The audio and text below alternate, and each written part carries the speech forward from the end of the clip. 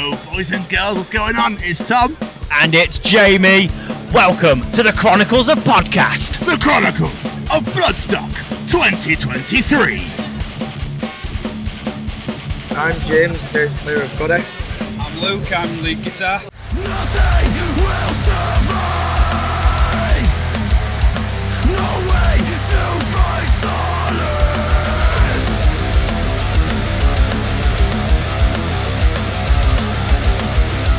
First and foremost, how you doing? Really good, man. Like, it's been a really cathartic experience so far. Like, meeting people. You know, we've had a few people coming up to us, recognise us, which is amazing. And I'm like, you know, I'm basking in it. Yeah, but it's a beautiful moment as someone goes, "Oh my god, I love your band," and you go, "Do you?" Yeah. So, Do you thanks. know who I am? Yeah. Are you sure you've got the right person? Imposter syndrome. Yeah. I've been saying that a lot, like. But you deserve it, guys, because I mean, you're fucking here. Yeah, What can I say? Do you know what I mean? To do it, yeah. Yeah, absolutely unbelievable.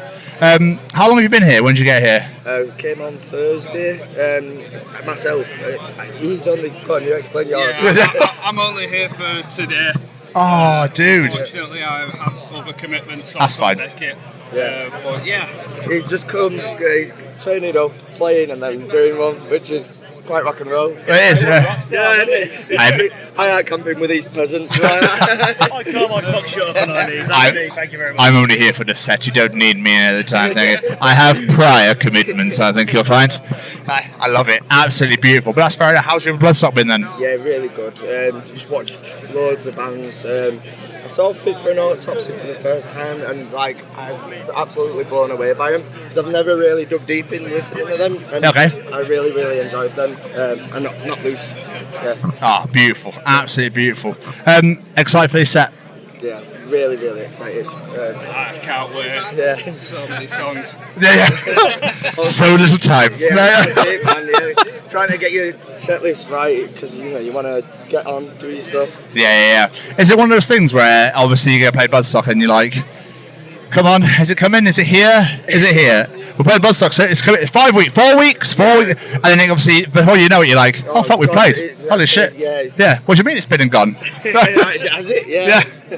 Yeah, like the last few days, like before, leading up, we were sharing the posts, like 4 days ago. Yeah. And now it's like, we're trying to just get everything out of it. You know what I mean? Yeah. No, absolutely, man. I'm sure you'll fucking tear it up later on today.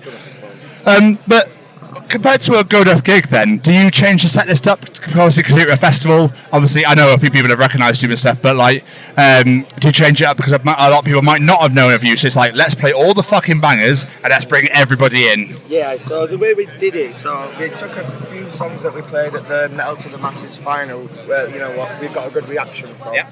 But obviously, you want to make it as fun as possible for someone who's never seen us before, which is the vast majority of people.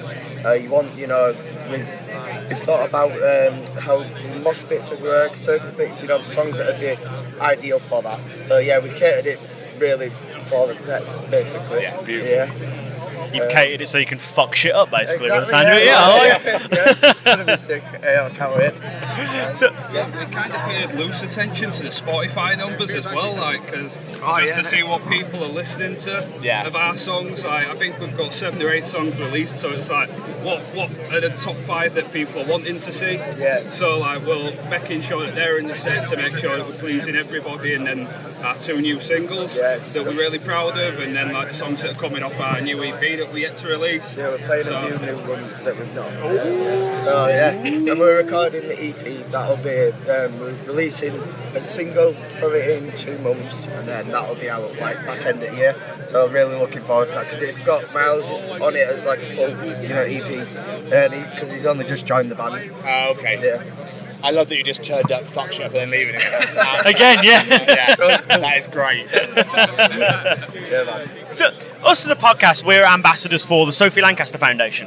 Are you aware of the Sophie and her story? Yeah, it's really, like, I heard about it because I've never been like a metalhead up until like a few years ago. So I heard about that story just on the news, and I always had this thought, metal was a really good community, and then you hear stories like that, and it's such a shame. But yeah, that's why it's come together, and everyone means well here. Like, and that's why we do it. Just try to be as good as you can be. Yeah, absolutely. No, absolutely. And obviously, this festival in particular has a very close association with Sophie. You've got the stage that's named after her. You've got the foundation here every year raising money and raising awareness on it. So being part of that metal community, does it make playing here that extra bit special? You could just sort of flying the flag for Sophie in a way by playing here? Absolutely, yeah. I think the whole, idea of the actual stage itself being dedicated to it, that in itself is just a beautiful thing. So everyone who plays it, comes to the festival is in one way or another helping it out and raising money for a good cause. Absolutely. But is this something you guys ever had to deal with in your life growing up? I know you're saying you're quite new to the metal scene, but even if since then or yourself growing up in it, where you got treated differently just because the music you listen to, whatever you're wearing, whatever it may have been? Yeah, absolutely. I was an emo growing up.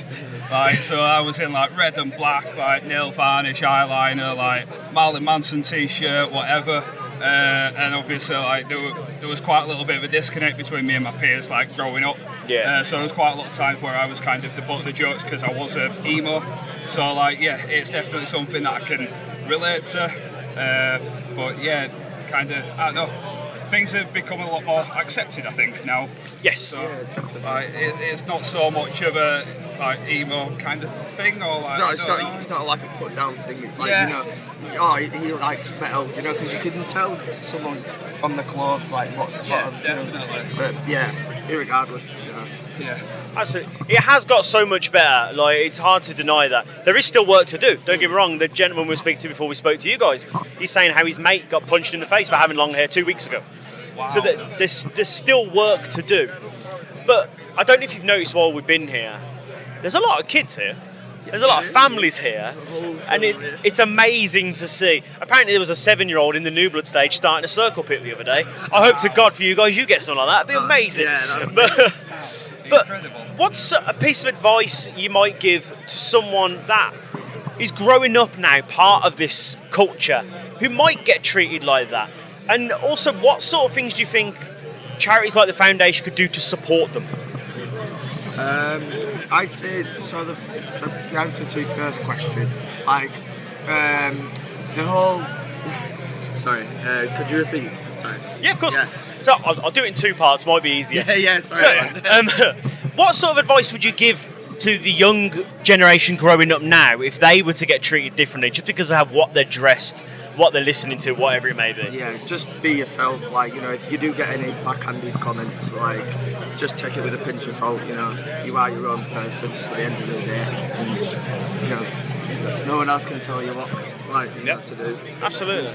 I feel like a lot of it is kind of the projecting their own insecurities on you. When if they're giving you shit for it, I don't want to say it's brave to kind of be a metalhead, but it's kind of obviously to wear it so unashamedly and to kind of be confident in it.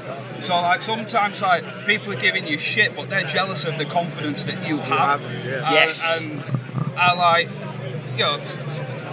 there's no pride in getting punched in the face, I suppose, but it's just they're projecting their own insecurities onto you.